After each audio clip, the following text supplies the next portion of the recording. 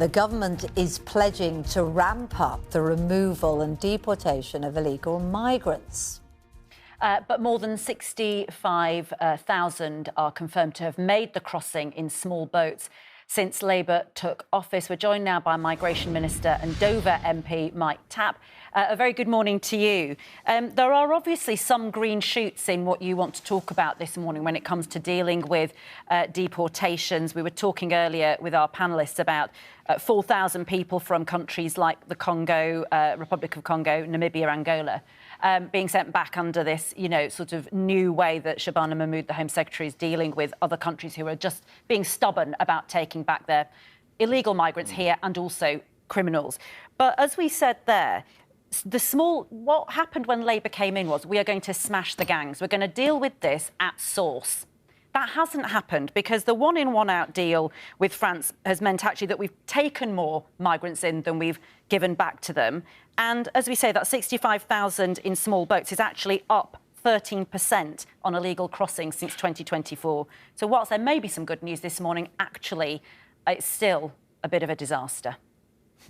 Well, I reject the framing, but let me just lay out what we're doing for the viewers. So, firstly, we did make a commitment to restore order and control. Of course, that does take time, but what we have seen is the highest rates of removals and deportations for a decade. That's at now nearly 60,000. That's up 31% from the previous government. It's also important for the viewers to understand that the removal of foreign national offenders has increased by over 30% to help keep the public safe. But that's only a part of it. We've said if you're here illegally, we will remove and deport you. You can see that we're doing that. There's also a lot of work going on upstream with international partners to target the smuggling gangsters. We've passed sweeping changes, the largest in a decade, to the asylum system to make it less attractive to come here. We're making it easier to deport and remove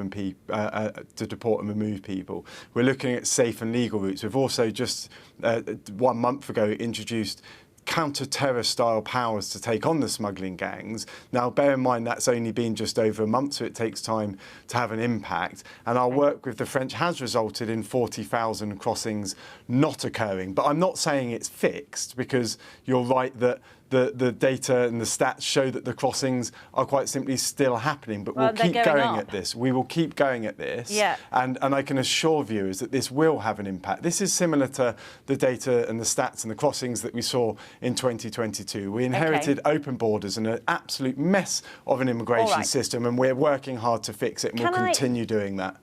Can I ask you, because of course, as you know, there are other pressing matters in politics that we need to talk to you about, but immigration and migration is obviously vastly important to our viewers. Very important. When you were on the programme last time, that we brought you the story of Dorian Pucker, the Albanian burglar who had been deported twice, but each time he'd managed to get illegally back into the UK, and he was essentially taunting border control and you and the Home Office because he was posting pictures of himself in nightclubs. And he couldn't be deported. At the time we asked you about it, Susanna and Ed were talking to you, that it was a ludicrous situation and that it needed to be sorted out because it was just essentially a flagrant breach of all the values that we have in this country, having him be on social media doing that. What has happened to him in that month since you were last on the programme? I couldn't agree more that this is a flagrant breach of what we stand for. And there's so where is he? Is he back in Albania? What I'm not going to do is comment on individual cases, but what we're doing with the ECHR is we're passing laws to ensure that it can't be misinterpreted. For example, there's an individual who went to prison for 5 years.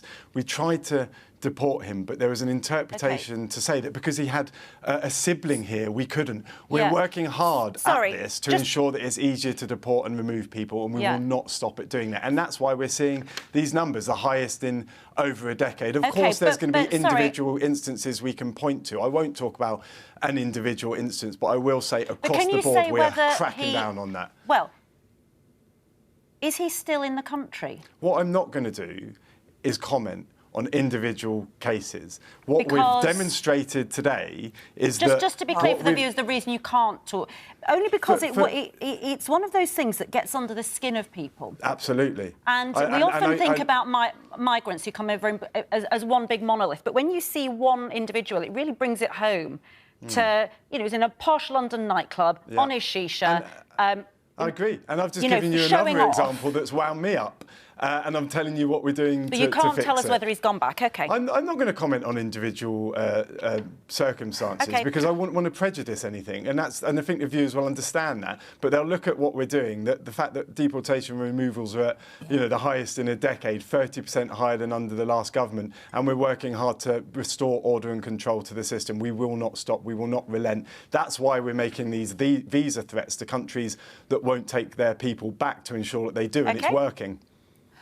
I'm sure you are working hard on tackling the situation. I'm sure you'd like to talk about the Bank of England pointing out that inflation is tracking back towards 2%, and that'll be great for our viewers' energy bills and hopefully lead to some kind of, and businesses. I'm sure you'd like to do that. The trouble is, and we're going to have to move on to this, the trouble is, thanks to the deluge of documents that have been released with such serious implications of Lord Mandelson's behaviour, nobody can really get past the fact that there are calls, including from your own Labour MPs, for Sir Keir Starmer to go. Yesterday, he apologised to the victims, but is it too little too late? The trust is gone in his judgment.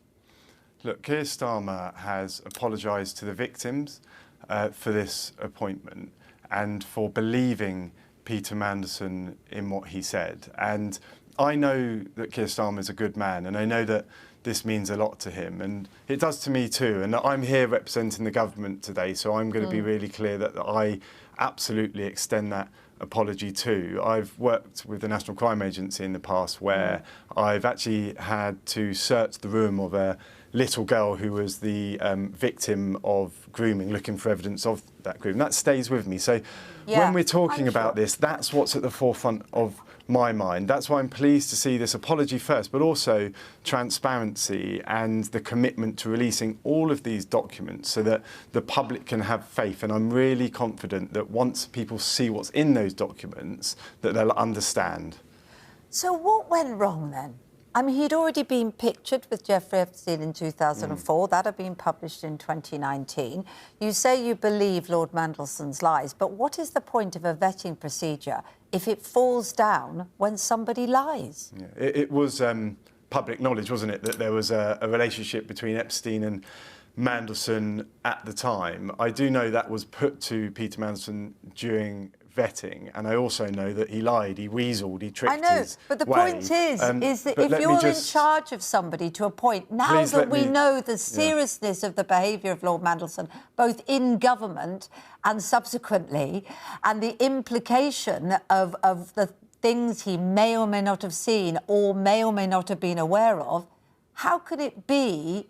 You can understand why we're trusting the Prime Minister with our lives, with our children's health, with our futures. You've got to understand how people are deeply frustrated that belief was made in lies. I do understand that frustration and that sadness. And what we've got to remember here is that the vetting process took place. And it was a failure. Please do let me finish, because otherwise it's almost pointless interviewing me. You're quoting the vetting procedure, which I get it. Either he wasn't rigorous enough in establishing a vetting procedure, I get what you're saying, didn't care. That's what people are saying. I get what you're saying, but you let me finish. I will. Thank you. So the vetting officers obviously went through their procedure. That relationship between Mandelson and Epstein was obviously put to Mandelson. That then went to the Prime Minister after the answers were given. Now, I have to make it really clear that this is a government failure if vetting isn't working. And that is why releasing all of these documents and that transparency is vital for me and for the whole country to make sure that this never happens again. Mistakes are made in government, but a true sign of leadership is owning that, apologising, being transparent, ensuring the public see what went on and then fixing it so it doesn't happen again. Why did this not happen before? It's hard for people to get into their heads where you're saying you want to fix transparency now, when we're talking about something that goes down to 2004 and before. It's, at what point do we think you've now got it under control? Keir Starmer did fire him in September.